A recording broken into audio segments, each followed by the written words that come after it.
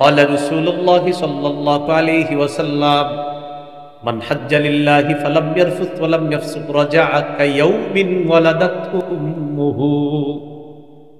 যে ব্যক্তি আল্লাহর জন্য হজ করলো, হজে গিয়ে কোনো অশ্লীল কাজ করলো, হজ করার পর সে দেশে ফিরে আসলো, পাপাচার করে নাই, কোনো অশ্লীল কাজ করে নাই, সে এমন ভাবে ফিরে আসলো যেন তার মা তাকে জন্ম দিয়েছে এমন অবস্থায় সে ফিরে। এটা হজের ফজিলত। দ্বিতীয় আলোচনা হজ্জে মাবরুরের ফজিলত। বলেন কি বললাম? হজ্জে মাবরুর কি জিনিস? একটা হলো আপনি হজ করছেন, মানে হজ আদায় হয়েছে আপনার। আরেকটা হলো কবুল হওয়া। হজ কবুল হওয়ার শর্ত হলো আপনার হালাল টাকা হতে হবে। আপনি হারাম টাকা সুদ খাইয়া খাইয়া টাকা বানায়া হজে গেছেন আর নিয়ত করতেছেন মনে হয় সব মাফ হয়ে যাবে। এত সোজা না বিষয়টা। সুদি টাকায় হজ করলেন, করার পর আপনার এই হজ কিন্তু হজ্জে মাবরুর হবে না, মানে এটা কবুল হজ হবে না। হালাল না খায়া যদি হারাম খানা খায়া নামাজ পড়েন, নামাজ আদায় হবে কিন্তু কবুল হবে না, কারণ নামাজ কবুল হওয়ার পূর্ব শর্ত হালাল খাদ্য খাওয়া। একটা হলো আদায় হওয়া আর একটা কবুল হওয়া। আদায় মানে ফজর পড়ছেন, আপনার জিম্মা থেকে ফজর শেষ, মানে ফজর পড়ে ফেলছেন আপনি, আপনার জিম্মা থেকে আদায় হয়ে গেছে। কবুল হবে কিনা এটার জন্য শর্ত আছে হালাল খাদ্য খাইতে। এখন জানবো আমরা হজ্জে মাবরুরের ফজিলত। আল্লাহ আমাদের সকলকে, যারা সেখানে যাবো ইনশাআল্লাহ, সবাইকে যেন আল্লাহ হজ্জে মাবরুর নসিব করে। আমাদের আত্মীয় স্বজন এই মুহূর্তে যারা আছে সৌদি, পবিত্র মক্কা মদিনার ভূমিতে যারা আছে, আল্লাহ তাদেরকে হজ্জে মাবরুর নসিব করে। হজ্জে মাবরুরের ফজিলত।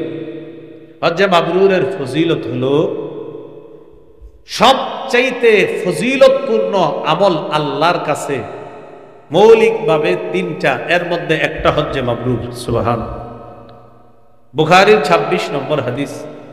রাসূলুল্লাহ সাল্লাল্লাহু আলাইহি সাল্লামকে প্রশ্ন করা হলো, আইয়ুল আমালি আফযলু ইলাল্লাহ, আল্লাহর কাছে সবচেয়ে শ্রেষ্ঠ আমল কোনটা? নবীজি বললেন, ঈমান বিল্লাহি ওয়া রাসূলি, আল্লাহকে বিশ্বাস করা, রাসূলকে বিশ্বাস করা। তাইলা সুম্মা মাদা, হুজুর এরপর কোনটা? নবীজি বললেন, সুম্মাল জিহাদু ফি সাবিলিল্লাহ, আল্লাহর রাস্তায় জিহাদ করা। কয়টা হলো? দুইটা। তাইলা সুম্মা মাজা, হুজুর এরপর কোনটা? فقال رسول الله صلى الله عليه وسلم حجٌ মাবরুর, এরপর হলো হজ্জে মাবরুর। যার হজটা আল্লাহ কবুল করলো, তার এই হজ আল্লাহর শ্রেষ্ঠ যেই আমলগুলো আছে এই শ্রেষ্ঠ আমলের অন্তর্ভুক্ত হয়ে যায়। হজ্জে মাবরুরের আরেকটা ফজিলত আমার সাথে একটু বলেন। হজ্জে মাবরুরের বলেন একমাত্র সওয়াব আল্লাহর জান্নাত। সুবহানাল্লাহ। হজ্জে মাবরুরের একমাত্র সওয়াব কি? আল্লাহর জান্নাত। সহিহ বুখারীর বর্ণনা 1773 নম্বর হাদিস। এই হাদিসের মধ্যে আছে, قال رسول الله صلى الله عليه وسلم العمرة إلى العمرة كفارة لما بينهما। রাসূলুল্লাহ সাল্লাল্লাহু আলাইহি সাল্লাম বলেন, এক উমরা আর আরেক উমরা, দুই উমরার মাঝে যেই গুনাহগুলো হয়, পরবর্তী উমরা ওই গুনার জন্য কাফফারা হয়ে যায়।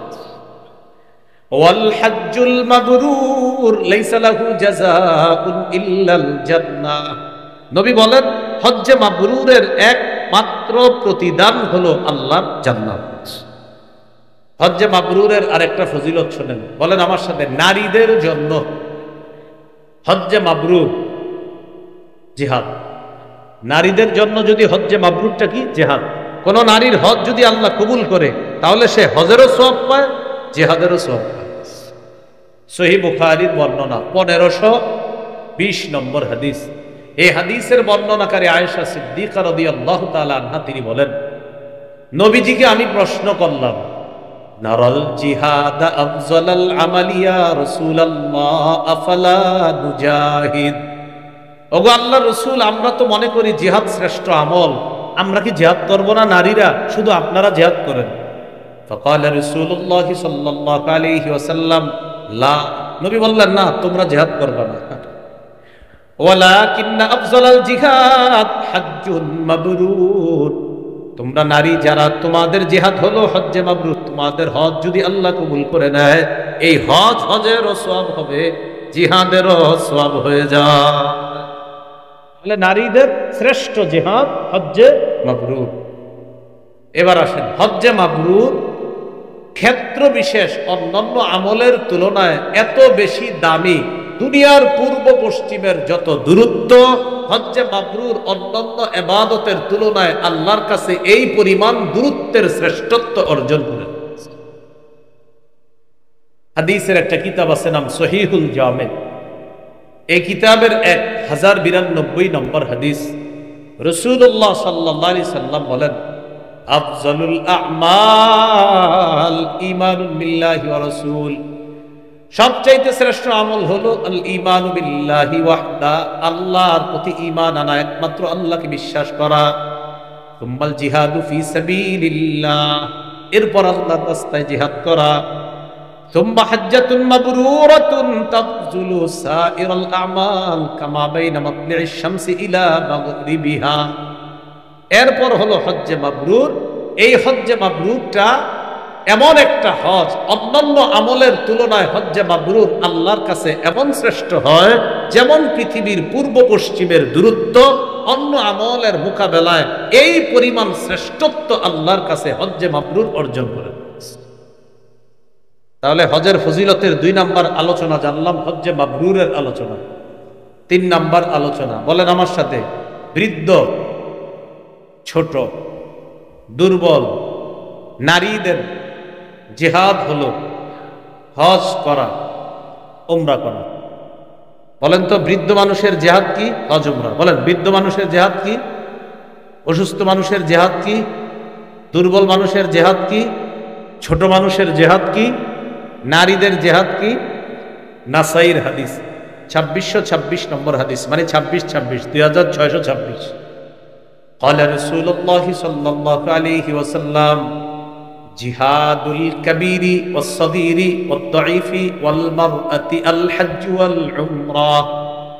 রাসূলুল্লাহ সাল্লাল্লাহু আলাইহি সাল্লাম বলেন, জিহাদুল কাবীরি ওয়াস সগীরি ওয়াদ দাঈফি ওয়াল মারআতি আল হজ্জ ওয়াল উমরা, বড়দের জিহাদ, ছোটদের জিহাদ, বৃদ্ধদের জিহাদ, অসুস্থ মানুষের জিহাদ, নারীদের জিহাদ হলো হজ করা, উমরা। এক ব্যক্তি নবীজির কাছে আসছে, আসার পর বললেন, ইন্নী জাবালুন ওয়া ইন্নী দাঈফুন ইয়া রাসূলুল্লাহ, হুজুর আমি দুর্বল মানুষ, আমি অসুস্থ মানুষ, হুজুর আমি কি জিহাদের ফজিলত পাবো না? আমি তো দুর্বল। ফাকালা রাসূলুল্লাহ সাল্লাল্লাহু আলাইহি ওয়াসাল্লাম হালুম্মা ইলা জিহাদিন লা শাওকাতা ফীহ। রাসূলুল্লাহ সাল্লাল্লাহু আলাইহি সাল্লাম বললেন, আসো এমন জিহাদের দিকে যে জিহাদে অস্ত্রের প্রয়োজন হয় না, যেই জিহাদে কোনো কাটা নাই। সেটা কি? তুমি হজ করো। যেহেতু তুমি দুর্বল মানুষ, তুমি হজ করলেই আল্লাহ তোমাকে জিহাদের সওয়াব দেন। এই গেল 3 নাম্বার কথা। 4 নাম্বার কথা, বলেন আমার সাথে, 3 ব্যক্তি আল্লাহর জিম্মায় থাকে। যে ব্যক্তি মসজিদে যায়, 2 যে ব্যক্তি জিহাদে যায়, 3 যে ব্যক্তি হজে যায়। বলেন তো কয় ব্যক্তি আল্লাহর জিম্মায় থাকে? 1 নাম্বার যে মসজিদে যায়, 2 নাম্বার যে জিহাদে যায়, 3 নাম্বার যে হজে যায়। قال رسول الله صلى الله عليه وسلم ثلاثة في زمان الله عز وجل, 3 ব্যক্তি আল্লাহর জিম্মায় চলে যায়। 1 নাম্বার, রাজুলুন খারাজা মিন বাইতিহি ইলা মসজিদিম মিন মাসাজিদিল্লাহ। 1 নাম্বার ওই ব্যক্তি, যেই ব্যক্তি আল্লাহর কোন মসজিদের দিকে রওনা করে, ঘর থেকে বের হয়ে। যারা 5 ওয়াক্ত নামাজে মসজিদে যান, আপনি আল্লাহর জিম্মায় চলে যান। 2 নাম্বার, ওয়ারাজুলুন খারাজা গাজিয়ান ফি সাবিলিল্লাহ, যে ব্যক্তি আল্লাহর রাস্তায় জিহাদে যায়, সে ব্যক্তি আল্লাহর জিম্মায় চলে যায়। 3 নাম্বার, ওয়ারাজুলুন খারাজা হাজ্জা, যে ব্যক্তি হজে যায় সে আল্লাহর জিম্মায় চলে যায়। যে ব্যক্তি হজে যায় সে আল্লাহর জিম্মায় চলে যায়। এই 3 ব্যক্তি আল্লাহর জিম্মায় থাকে। এগুলো 4 নাম্বার আলোচনা। 5, বলেন আমার সাথে, হজ আদায়কারী, উমরা আদায়কারী, আল্লাহর প্রতিনিধিত্ব করে, তারা আল্লাহর প্রতিনিধি হয়ে কাবার সামনে উপস্থিত হয়। সুবহানাল্লাহ। তাহলে হাজী সাহেব আল্লাহর প্রতিনিধি, উমরা আদায়কারী আল্লাহর প্রতিনিধি। ইবনে মাজার হাদিস 2893 নম্বর হাদিস। এই হাদিসের মধ্যে আছে, قال رسول الله صلى الله عليه وسلم الحاج والمعتمر وفد الله রাসূলুল্লাহ সাল্লাল্লাহু আলাইহি সাল্লাম বলেন, হাজী সাহেব এবং উমরা আদায়কারী আল্লাহর প্রতিনিধি। দাআহুম ফাআজাবু, আল্লাহ এই হাজীকে ডেকেছে, আল্লাহ উমরা আদায়কারীকে ডেকেছে, আর তারা আল্লাহর ডাকে সাড়া দিয়ে পবিত্র মক্কায় মদিনায় উপস্থিত হয়ে গেছে। সুবহানাল্লাহ। বলেন তো হাজীরে কে ডাকছে? উমরা আদায়কারীকে কে ডাক দিছে? এবার কি বলে দেখেন, ওয়াসালুহু ফাআতাহুম, যেহেতু হাজী উমরা আদায়কারী আল্লাহর ডাকে সাড়া দিয়ে মক্কা মদিনায় উপস্থিত হয়ে গেছে, এবার হাজী সাহেব আল্লাহর কাছে যা বলে আল্লাহ তাদের ডাকে সাড়া দিয়ে সেটাই দিয়ে দেয়। হাজী কার ডাকে সাড়া দিছে? বলেন বলেন, হাজী কার ডাকে সাড়া দেয়? হাজী আল্লাহর ডাকে সাড়া দিয়ে সেখানে যায়। এবার হাজী যদি আল্লাহর কাছে যা চায়, আল্লাহ বলেন আমি তাকে তাই দিয়ে দিই, কারণ সে আমার ডাকে সাড়া দিছে, আমিও তার ডাকে সাড়া দেই। দাআহুম ফাআজাবুহু, হাজীকে আল্লাহ ডাকে, হাজী সাড়া দেয়। এবার নবী বলেন সাআলুহু ফাআতাহুম, এবার হাজী আল্লাহকে ডাকে, আল্লাহ তার ডাকে সাড়া দিয়ে তার দোয়া মঞ্জুর করে নেন। 6 নম্বর কথা, বলেন হাজী সাহেবকে আল্লাহ মাফ করে দেয়। হাজী যার জন্য ক্ষমা চায় তাকেও আল্লাহ মাফ করে দেয়। এজন্য আমরা হাজীর কাছে দোয়া চাইব। আপনি সৌদি থেকে আসার সময় একটা আইফোন নিয়ে আসবেন। এইগুলোই তো চায়, এখন চাচায় হজে যায়, বাবায় হজে যায়, একটা আইফোন নিয়ে এসে, একটা ওইটা নিয়ে এসে, একটা নিউ ব্র্যান্ডের ওইটা নিয়ে এসে হাজী সাহেবকে 3টি কথা বলবেন। যদি হাজী সাহেব বলে তোমার জন্য কি আনবো, বলবেন আপনার কাছে আমার 3টা চাওয়া যদি শোনেন। কয় চাওয়া বলেন তো? 1, বলেন হাজী সাহেব আল্লাহর কাছে আমার জন্য দোয়া করবেন, আল্লাহ যেন আমাকে মাফ করে দেন। এই 1 নাম্বার কথা। 2 নাম্বার বলবেন জমজম নিয়ে আসবেন। 3 নাম্বার মদিনার আজওয়া খেজুর নিয়ে আসবেন। এই 3টা চাওয়া, বাস, আর কিছু। 1 নাম্বার আমার জন্য দোয়া করবেন, আল্লাহ যেন মাফ করে দেয়। 2 নাম্বার যদি আনিনি, যদি সামর্থ্যে কুলায় জমজমের পানি দিয়ে আমাকে।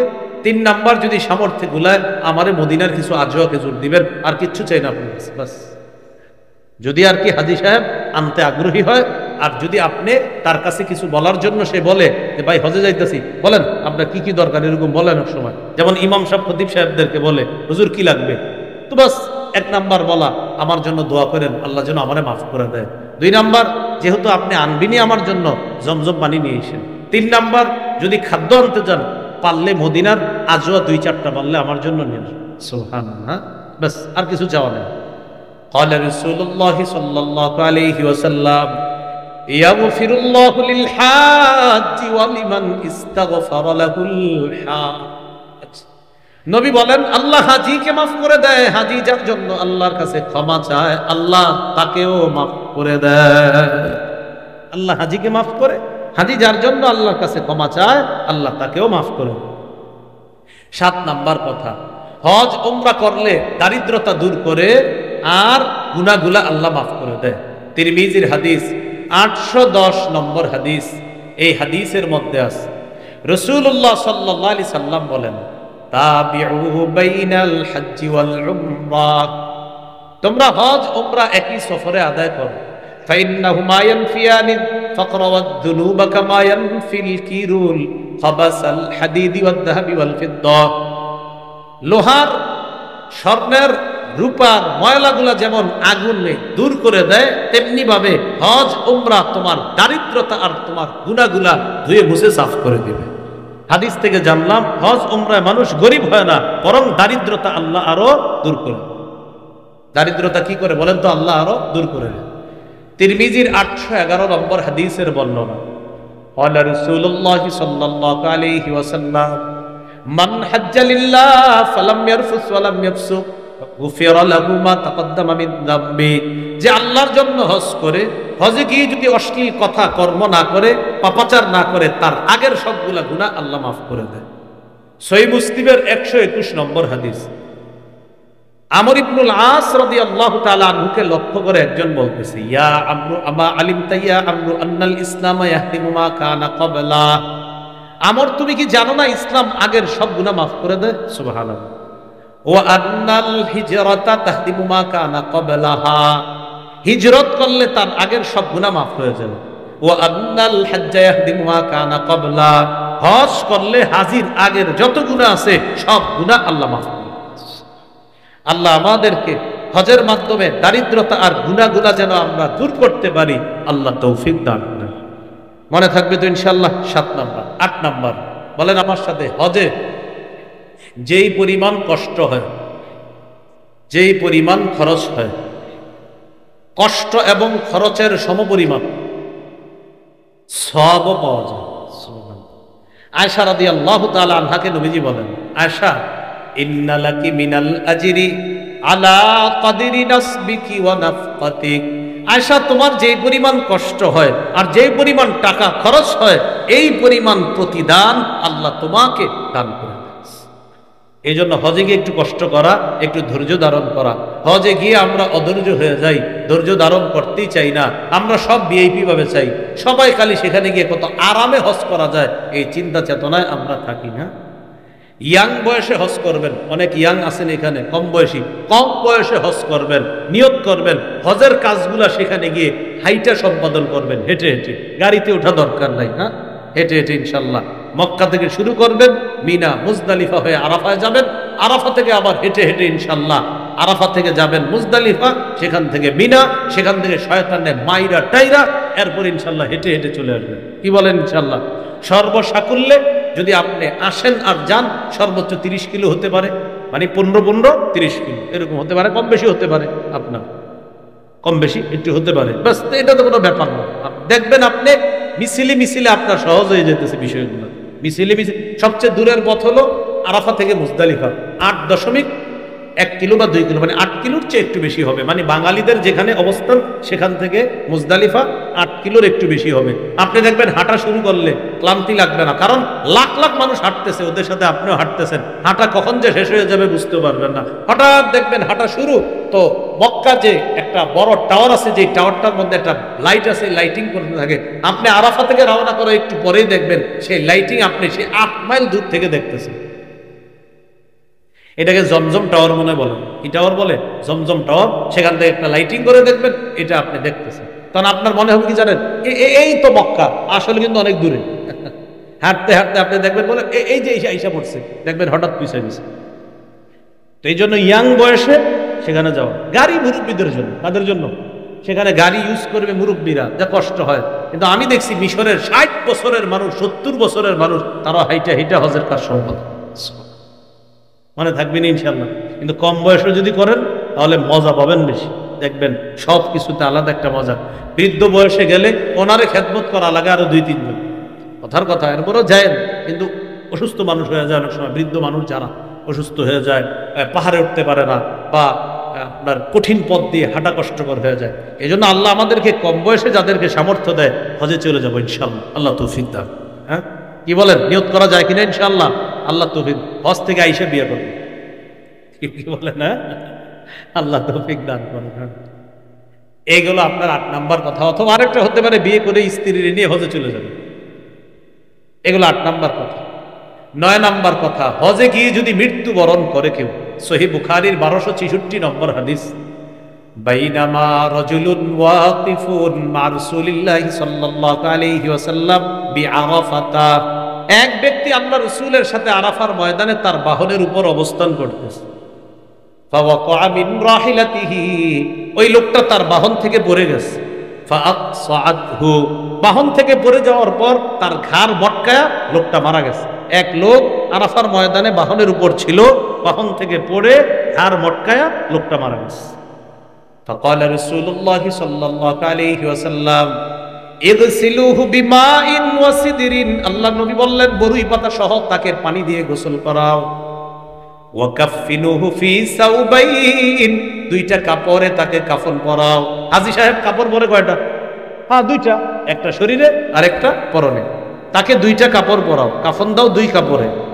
ওয়ালা তুহান্নিতুহু, সুগন্ধি লাগায় না, কারণ হাজী সাহেব ইহরাম অবস্থায় কি লাগায় না? সুগন্ধি লাগায়।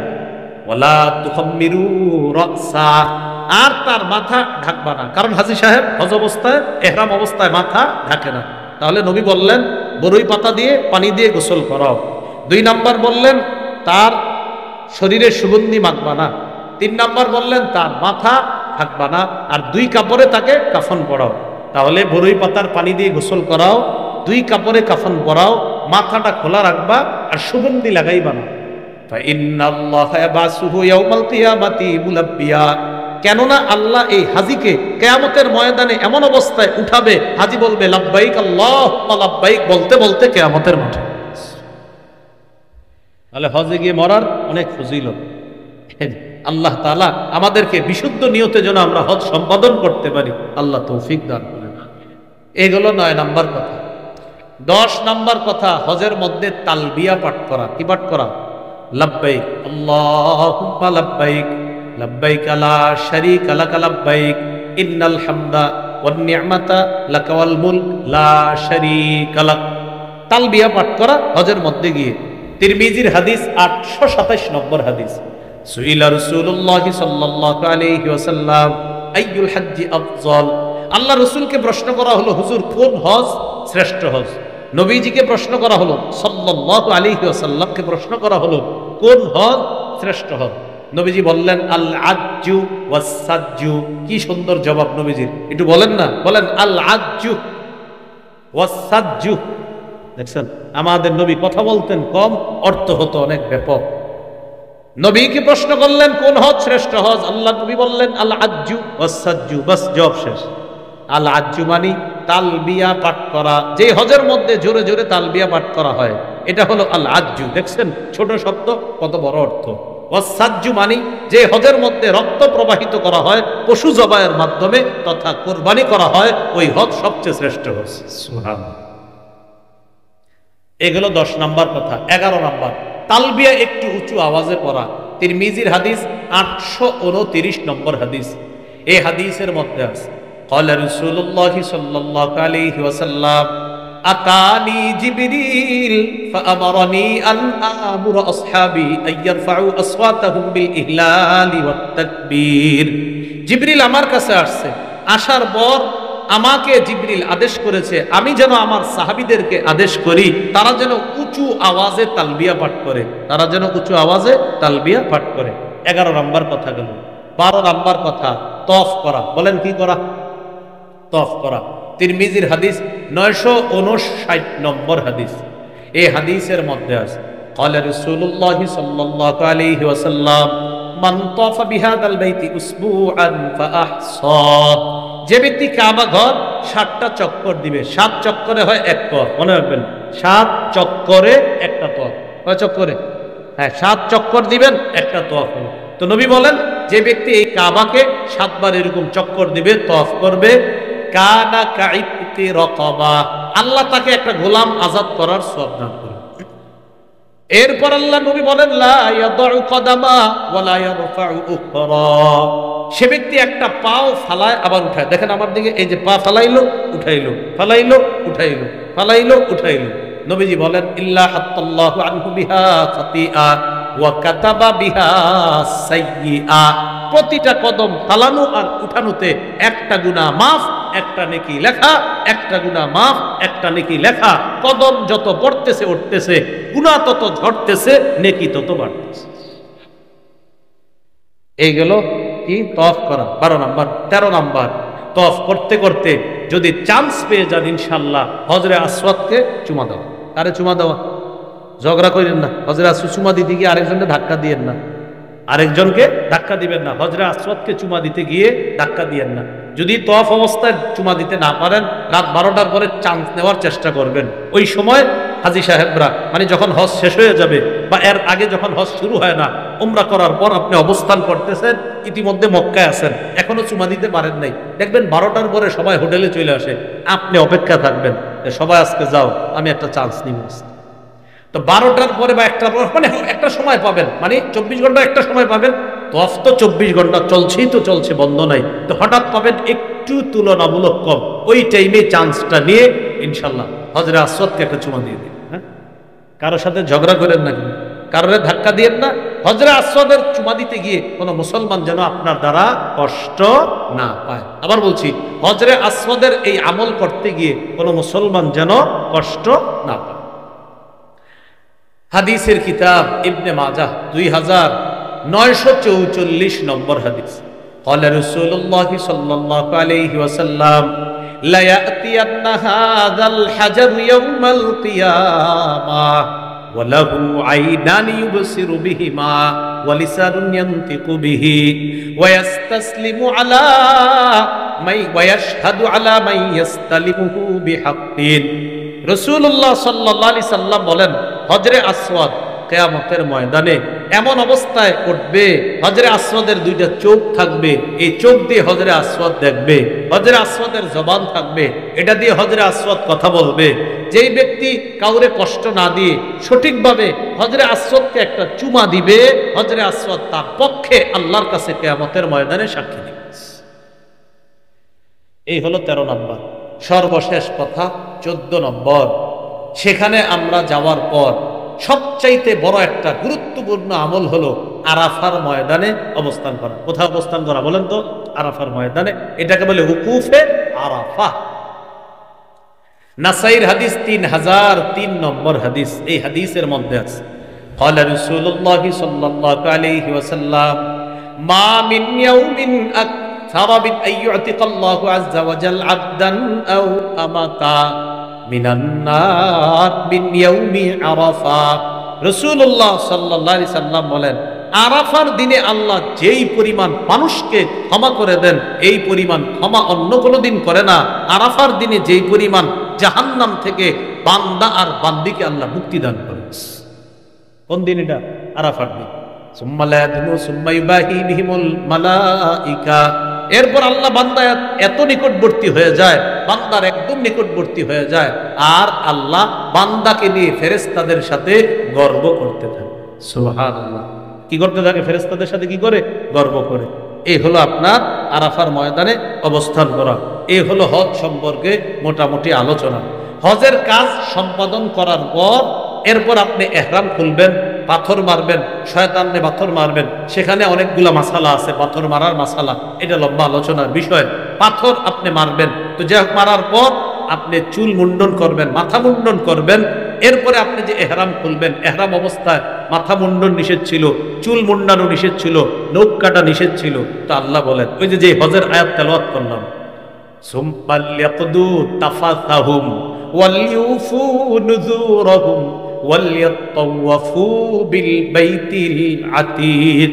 হজের কাজ সম্পাদন করার পর গরু অথবা ওট বা যেটা আপনি জবাই করবেন, আপনার কোরবানিটা আপনি করার পর এরপর সুম্মাল ইয়াকদু তাফাসাহুম, তারা যেন তাদের মলিনতা দূর করে। মলিনতা মানে নখ বড় হয়ে গেছে, নখ কাটবে।